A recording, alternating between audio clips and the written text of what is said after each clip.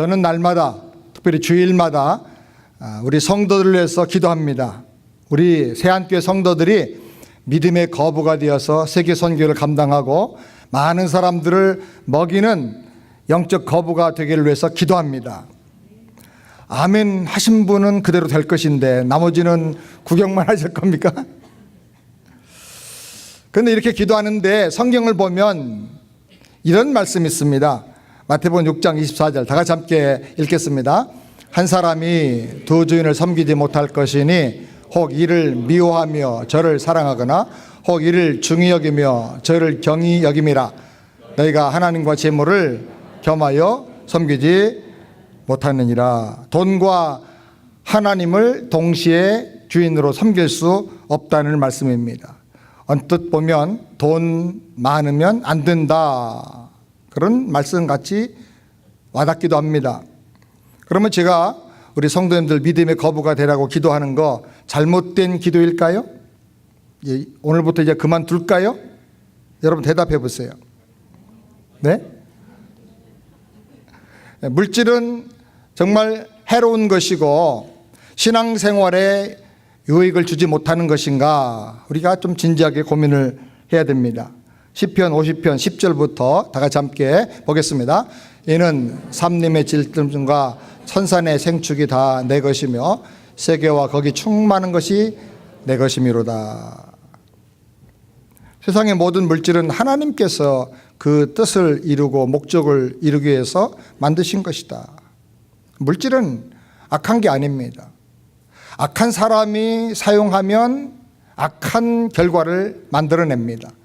그러나 선한 사람이 거룩한 뜻으로 사용하면 이 물질은 얼마든지 선하고 거룩하게 쓰여질 수가 있는 것입니다.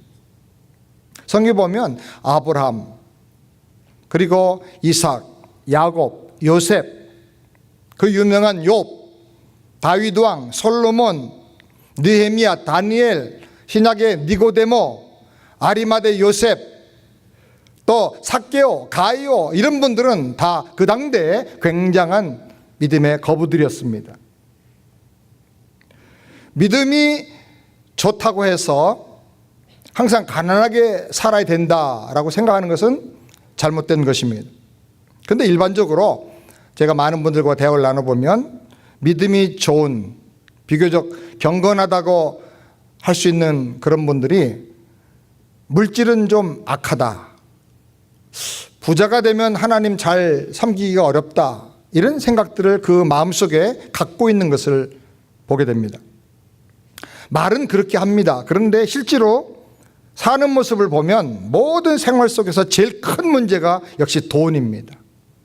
돈 때문에 울고 돈 때문에 고민하고, 돈이 많으면 기뻐하고 돈이 없으면 기쁨과 감사가 사라집니다.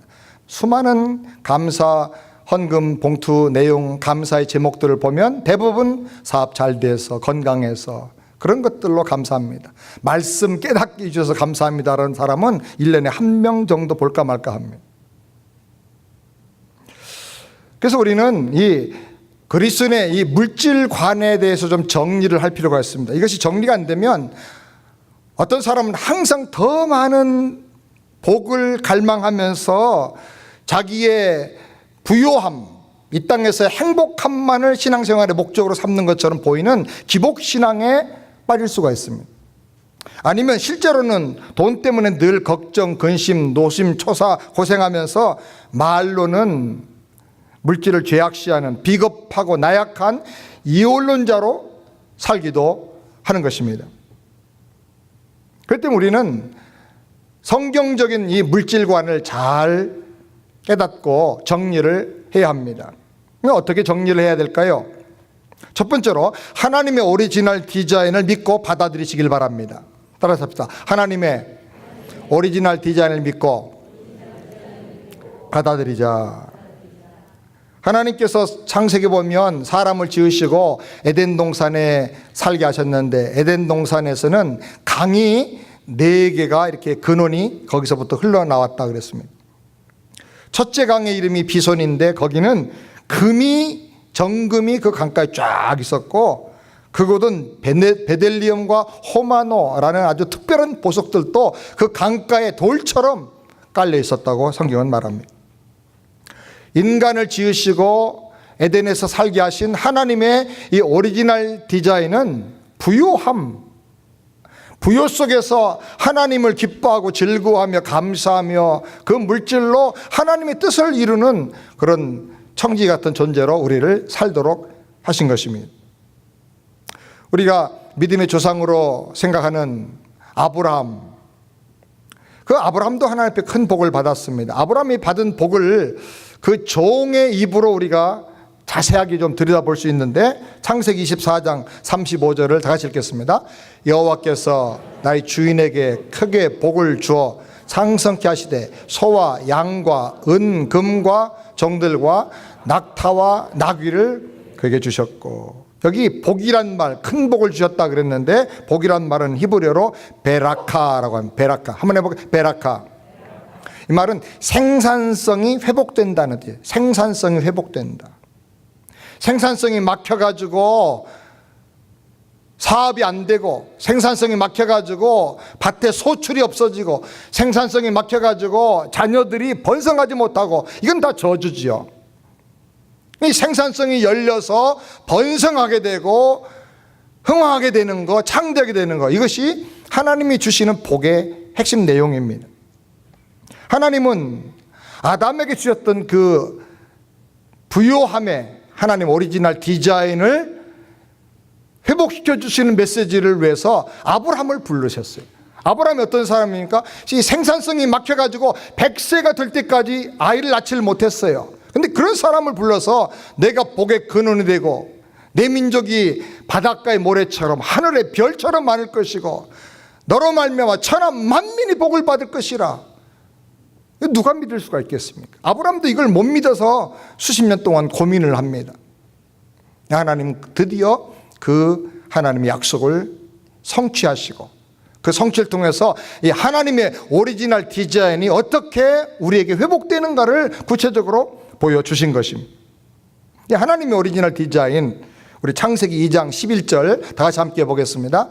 첫째 이름은 비손이라. 금이 있는 하윌라 온 땅에 들렀으며 그 땅의 금은 정금이요 그곳에는 베들레헴과 호마노도 있으며.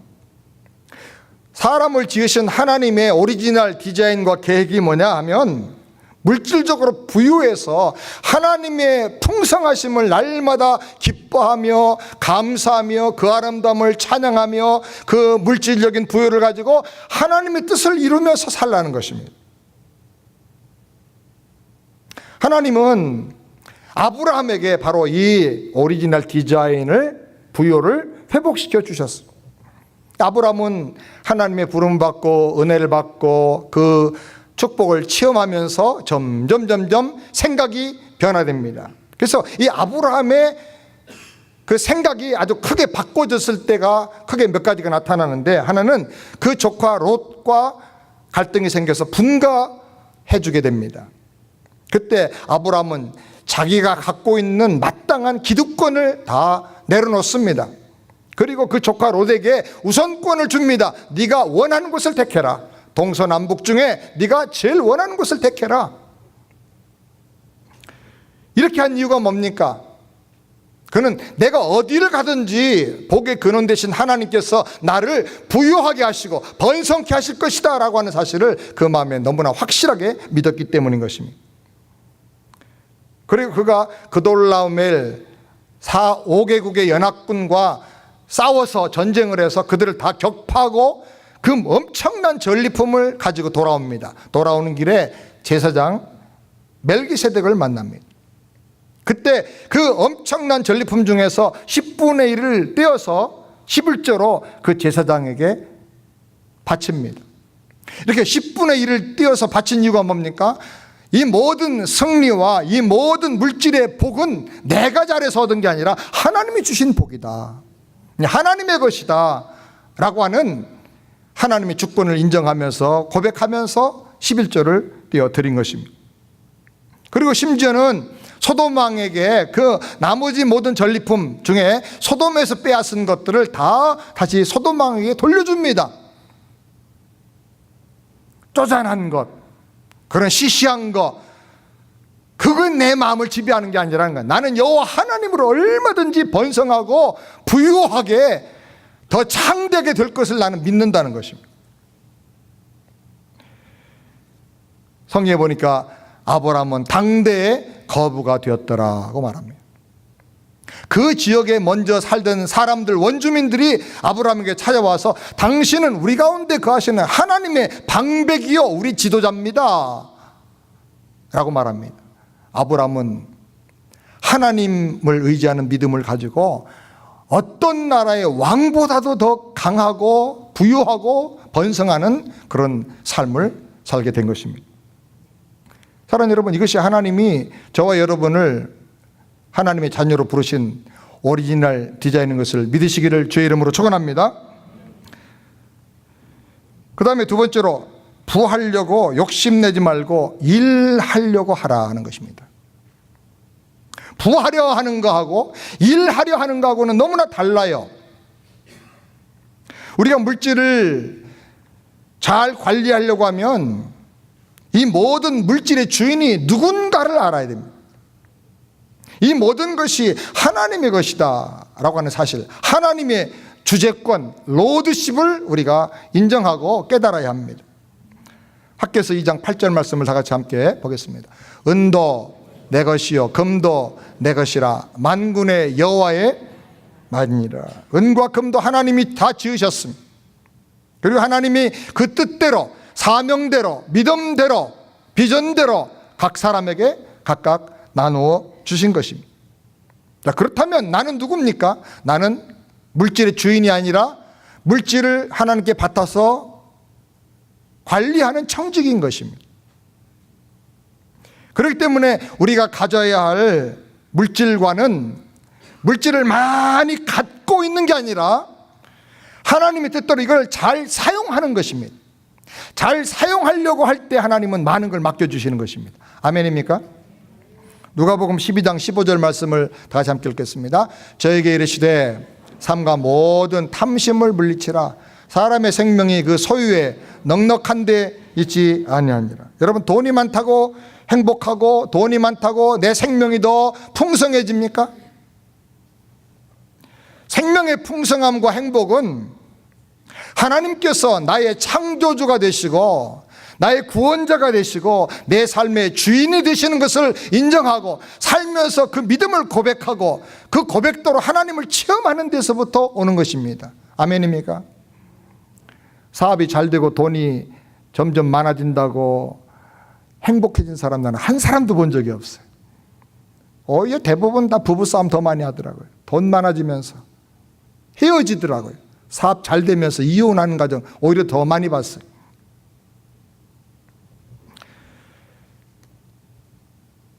소유가 우리의 목적이 아니라 주님 뜻대로 쓰여지는 것이 우리의 행복이 되어야 할 줄을 믿습니다.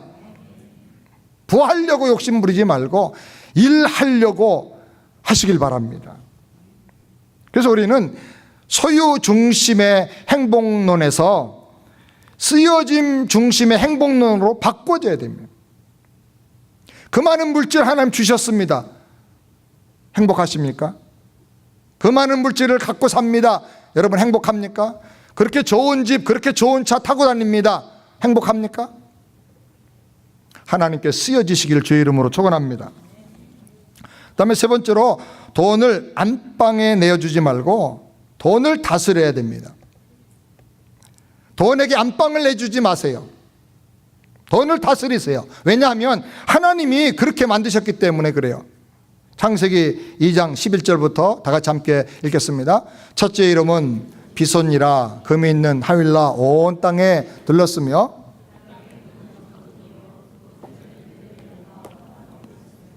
금과 각종 신비한 보석들을 하나님이 어디다 창조해 놓으셨죠? 강가에 창조해 놓으셨습니다. 금과 은이 우리 집안에 들어오지 않고 강가에 있는 것이 진정한 축복이다라는 것을 우리가 발견해야 됩니다. 제가 지금까지 만난 아주 재벌급 부자들도 많이 계시는데 그 엄청난 부자 중에서 금은 보석을 마당에다 깔아놓은 사람은 한 사람도 본 적이 없어요. 마당에 고추는 널어놓는데 금은 보석은 안 깔아놔요. 뜰이나 강에다가 금은 보석을 깔아놓은 사람 한 사람도 본 적이 없습니다. 많은 사람이 보물을 안방에 넣고 금고 속에 넣어둡니다. 어떤 사람은 돈을 그 마음에 품고 삽니다. 평생 돈. 더 벌고 더 가지고 더 쌓아놓고 평생 그 돈을 마음에 품고 삽니다. 돈 때문에 울고 돈 때문에 걱정을 합니다. 그렇기 때문에 돈이 그 사람의 인생을 지배해요. 돈이 그 마음을 지배해요.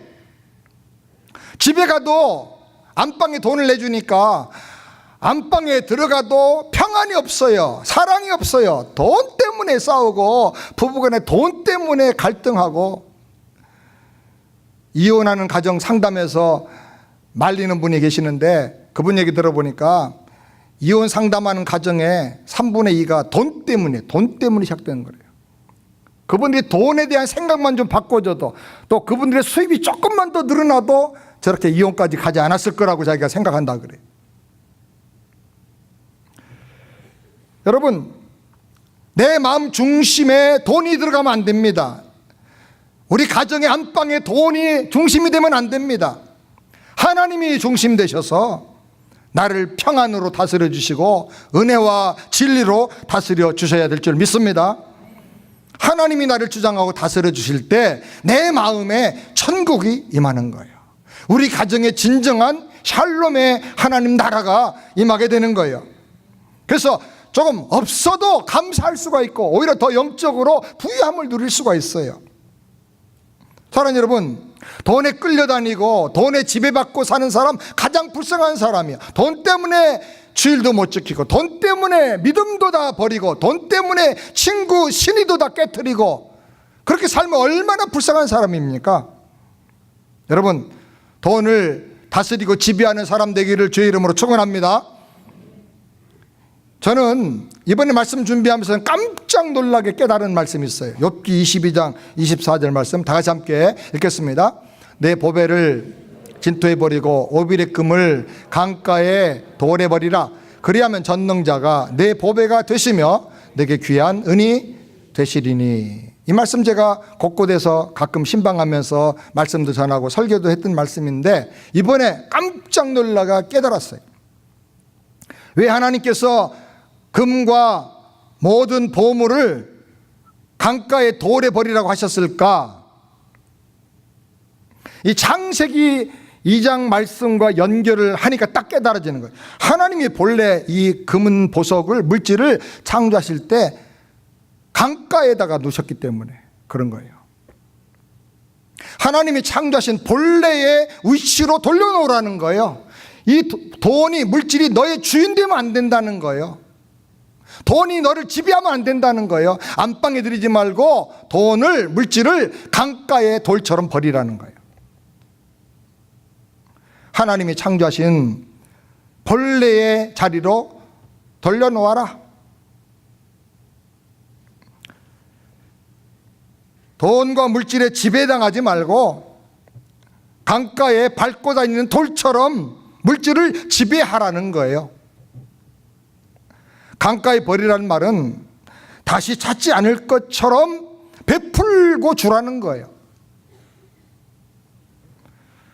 보상이나 칭찬으로 되돌려 받으려고 하지 말고 그냥 강가에 돌 던지듯이 주라는 거예요. 사랑으로 주라는 거예요. 뭘 조금 주고 생색내고 주었다고 무슨 영향력을 행사하려고 하지 말고 그냥 강에 돌 던지듯이 하나님의 이름으로 주라는 거예요. 저는 지금까지 한 40여 년 목회하는 중에 많은 분들을 만나봅니다. 어떤 분은 교회에 어떤 중요한 일이 있으면 먼저 그냥 10분의 1을 감당하는 분이 계세요. 그래서 먼저 장로님이에요. 그분 별명이 먼저. 그분이 먼저 항상 해요. 항상 보면. 근데 그분 간증과 그분에 대한 하나님의 축복의 은혜를 받고 어떤 분은 마무리하는 분이 계세요. 모자란 건 다 내가 한다. 이 두 사람만 있으면 안 되는 일이 없어요. 이런 사람들이 좀 우리 교회도 나오기를 주의 이름으로 축원합니다. 어떤 분은 했는데 절대로 이름을 안 밝히는 분 계세요. 어떤 분은 뭘 조금 하면 그냥 알아주길 원하는 분 계세요. 어떤 분은 제가 달라고도 안 했는데 뭐 산뜰 잡아다가 이렇게 머리 부분을 가지고 이렇게 맛을 음식을 해주셨어요. 오래전의 일인데 달라고도 안 했어요. 먹을 때 별로 맛도 없더라고. 억지로 먹어서 주니까. 근데 그거 고맙다는 인사를 맨날 만날 때마다 안 한다고 막 삐져가지고 섭섭해가지고. 그래서 제가 그랬어요. 하나님 달라고도 안 했는데요. 그렇게 고맙게 맛있게 먹은 것도 아닌데요. 자기가 주고 그렇게 삐지니 저거 어떡합니까? 뭘 조금 주고 알아달라고 그러고 높여달라고 그러고 대접해달라고 그러고 어떤 분은 심지어는 장로직분 왜 안 주냐고 그러고. 성경이 그러지 말라는 거예요. 주고도 욕먹는 분들이 너무 많아요. 왜 그런가? 왜 제 것을 주는 것처럼 착각하기 때문에 그런 거예요. 이게 하나님 것입니다. 아멘입니까? 그러니 하나님의 인도에 따라서 감동에 따라서 돌 던지듯이 강에 돌 던지듯이 주라는 거예요. 그러면 여호와 하나님이 너의 보배가 되어 주신다는 거예요. 아멘입니까? 그래서 오른손이 하는 거 왼손이 모르게 해라. 굳이 할 때도 고맙다고 말하지 않도록 또 그 사람이 되돌려 보상하지 않을 수 있도록 힘없는 사람에게 더 하라. 가난한 사람 고아와 과부에게 하라. 그러면 하나님이 다 갚아주신다는 거예요. 너 참 물질 잘 쓰는구나. 내 뜻대로 내 손길이 되어가지고 잘 쓰는구나. 그래서 내가 더 많이 맡겨주겠다는 거예요. 아멘. 이게 하나님의 부요를 우리가 누리는 비결인 거예요. 하나님의 부요를 누리는 아주 좋은 비결 가운데 하나는 복음 전도하고 선교하는 거예요. 갖다 퍼주는 거예요. 선교는 그야말로 강물에 돌 던지는 거와 똑같아요. 어떤 교회는 선교제 교회 세우면 자기네 소유권을 주장을 해요. 등기도 그렇게 해야 된다고 주장을 하고 뭐 법인도 만들려고 그러고 이름도 세안 1교회, 세안 2교회, 세안 3교회 전 세계에다가 자기네 교회 이름 따라가 1, 2, 3도 쫙 이름을 지어놔요. 좋은 일 해놓고 점수 다 깎아먹는 거예요. 주는 거예요. 그냥 주고. 하나님의 복음이 증거되고 영혼들이 거기서 구원받으면 그걸로 우리는 할렐루야. 아멘. 돈에 우리의 안방을 내주지 말고 돈을 다스리는 우리 모두가 되기를 주의 이름으로 축원합니다. 그 다음에 네 번째로 돈을 사랑하지 말고 돈을 사용해라. 월드프레이를 좀 해봤어요. 사랑이 아니라 사용해야 된다는 거예요. 돈을 사랑한다는 말은 하나님처럼 돈을 사랑하고 의지하고 믿는다는 말이에요. 돈을 사랑하고 의지하면 반드시 믿음이 시험 든다고 성경이 경고합니다. 디모데전서 6장 10절 다 같이 함께 읽겠습니다. 돈을 사랑함이 일만하게 뿌리가 되나니 이것을 탐내는 자들은 미혹을 받아 믿음에서 떠나 많은 근심으로써 자기를 찔렀도다. 돈을 사랑하면 세 가지 문제가 꼭 생겨납니다. 돈을 사랑하면 일만하게 뿌리가 뻗어나오기 시작해요. 그래서 거기서부터 모든 악이 다 튀어나옵니다. 부부간의 갈등, 자녀가 반항하고 상처 주고 받고 배반하고 이런 모든 악이 다 거기서부터 나옵니다. 또 돈을 사랑하면 그 마음이 정신이 미혹을 받아서 믿음에서 떠나가게 돼요. 돈 때문에 주일도 못 지키고 돈 때문에 기도 생활도 안 하고 돈 때문에 친구 간의 그 신의도 다 배반하고 유혹을 받는 거예요. 그 다음에 돈을 사랑하면 근심이 생겨서 그 걱정 근심이 자기 영혼을 찌른다 그랬어요. 그렇기 때문에 사랑하는 여러분, 돈을 사랑하지 말고 돈을 잘 사용하시기를 주의 이름으로 축원합니다. 선한 일에 사용하고 사랑을 베푸는 일에 사용하고 하나님 기뻐하시는 일에 사용하시길 바랍니다. 안 믿는 사람들도 요즘 이거 알아요. 깨달았어요. 그래가지고 유명한 말 있잖아요. 그대로 제가 인용을 하면 아끼면 똥 된다 그래요. 여러분, 내가 갖고 있는 게 내 거 아닙니다. 내가 쓰는 게 내게 유익을 주는 것입니다. 아멘. 하나님의 뜻대로 믿음으로 쓰시길 바랍니다. 사명대로 쓰시길 바랍니다. 누가복음 16장 9절 말씀 다 같이 함께 읽겠습니다. 내가 너에게 말하노니 불의의 제물로 친구를 사귀라. 그리하면 없어질 때에 저희가 영원한 처소로 너희를 영접하리라. 여기 불의의 제물이라는 뜻이 여러 가지가 있는데 그 가운데 중요한 것은 내게 소유권이 권한이 없는 것, 그런 뜻입니다. 특별히 앞뒤 문맥을 보면 불의한 청지기에 대한 말씀을 하는 중에 이 말씀을 합니다. 하나님께서 나에게 맡겨주신 재물, 내가 본래 만든 거 아니고 내가 가지고 온 거 아니에요. 또 그것을 얻는 과정도 그렇게 의롭지 못할 때도 많이 있어요. 근데 이렇게 내게 주어진 재물들을 가지고 뭘 하느냐? 친구를 사귀라는 거예요. 물질로 뭘 얻으라? 사람을 얻으라는 거예요. 이 세상은 사람을 희생시키고 돈을 얻으려고 그럽니다. 이게 잘못된 거예요. 하나님의 방법은 뭐예요? 물질을 버리고 사람을 얻으라는 거예요. 그게 하나님의 부요함에 이르는 비결입니다. 사랑하는 여러분, 서로 사랑하며 복음 전도하며 서로 대접하기를 주님의 이름으로 축원합니다. 이것이 하나님께서 더 많이 맡겨주시는 영적 부요함에 이르는 비결인 것입니다. 다섯 번째로, 자랑하지 말고 감사하며 헌신하시기 바랍니다. 물질을 잘 관리하려고 하면 이런 복이 내가 잘나서 되는 게 아니라 하나님의 은혜로 온다는 사실을 깨닫고 인정을 해야 됩니다. 우리가 열심히 일해서 돈을 법니다. 그러나 일할 수 있는 기회를 주신 분이 하나님입니다. 아멘입니까? 하나님께서 건강을 주셨습니다. 돈을 벌 수 있는 좋은 환경 누가 주었습니까? 하나님입니다. 여러분, 이것을 인정하시길 바랍니다. 신명기 8장 18절 말씀 다 같이 함께 읽겠습니다. 내 하나님 여호와를 기억하라. 그가 내게 재물 얻을 능을 주셨습니다. 아멘. 우리가 물질을 잘 관리하는 사람이 되고 또 하나님께서 주시는 부요를 더 많이 받아서 계속 귀한 일, 거룩한 일, 선한 일에 부유한 사람이 되는 비결이 뭐냐? 하나님이 주인 되심을 인정하는 것입니다. 내가 가진 모든 것이 하나님께 속한 것이다. 내 것인 것처럼 자랑하지 말고 감사하며 하나님의 뜻이 뭔가를 잘 분별해서 어떻게 하면 이거를 열매 맺게, 영혼 구원하는 일에, 하나님 나라 확장하는 일에 아주 소중하게 보람있게 쓸 것인가를 생각하면 하나님께서 넘치도록 채워줄 것을 믿으시기 바랍니다. 감사함으로 살게 되기를 주의 이름으로 축원합니다. 마지막 여섯 번째로, 여기에 쌓지 말고 하늘에 쌓아두라는 것입니다. 마태복음 6장 20절 말씀 다 같이 함께 읽겠습니다. 오직 너희를 위하여 보물을 하늘에 쌓아두라. 거기는 좀이나 동록에 해하지 못하며 도둑이 구멍을 뚫지도 못하고 도둑질도 못하느니라. 내 보물 있는 곳에는 내 마음도 있느니라. 할렐루야. 보물을 하늘에 쌓아두라는 겁니다.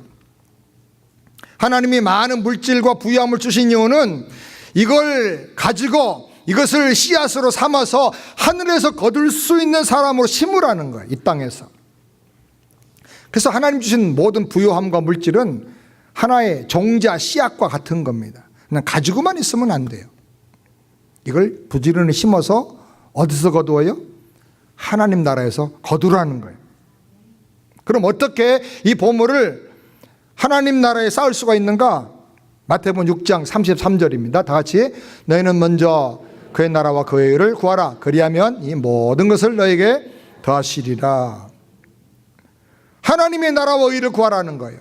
그러면 이 모든 필요한 부요함을 하나님이 계속 더해 주신다는 거예요. 그럼 어떻게 하나님의 나라와 우리가 의를 구하며 살 수 있습니까? 물질을 하나님이 원하시는 대로, 하나님이 다스리심을 따라서 하나님의 그 의와 구원이 나타나도록 사용하는 거예요. 어떻게 하면 하나님이 원하시는 뜻이 이루어질 수 있습니까? 하나님이 누구를 구원하기 원하십니까? 하나님이 누구를 사랑하고 격려하기를 원하십니까? 하나님이 감동을 따라서 어떻게든지 한번 물질을 써보십시오. 그럼 하나님께서 이 모든 것을 더해 주신다는 것입니다. 역대상 29장 14절 다 같이 함께 읽겠습니다. 모든 것이 주께로 말미암아 싸우니 우리가 주의 손에서 받은 것으로 주께 드렸을 뿐이니이다. 하나님께 드릴 때, 또 물질을 여기저기 나누어서 베풀 때 어떻게 하느냐? 당연한 마음으로 하라는 거예요. 생색내지 말고 당연히 드릴 거, 하나님 거니까 하나님께 하나님 뜻대로 돌려드립니다 하는 마음으로 하라는 거예요.